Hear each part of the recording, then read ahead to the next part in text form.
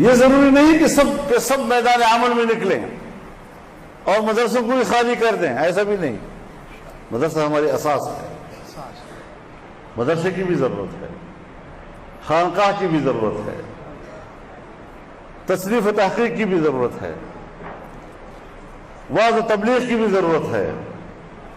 ہر شخص اپنے شعبے میں کام کرے، لیکن ایک دوسرے کے لیے خیر خواہ، ایک دوسرے کو تقویت دینے کا ذریعہ بنے، اس کے ٹانگیں کھینچنے کا نہیں، چھوٹے چھوٹے کمزوریوں پہ نظر رکھ کر پھر تنقید کرنے کا نہیں.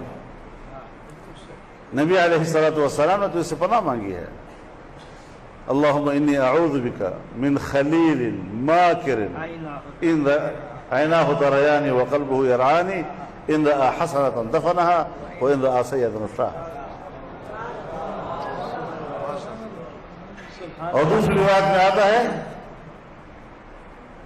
اعوذ باللہ من صاحب خدیعۃ ان رأى حسنة دفنها وان رأى سیئة نفاها.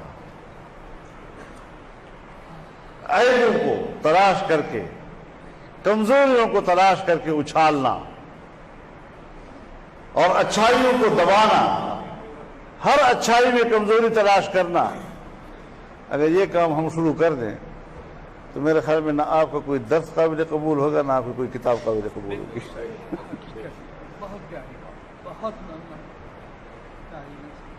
مجموعی مقصد کو سامنے رکھنا.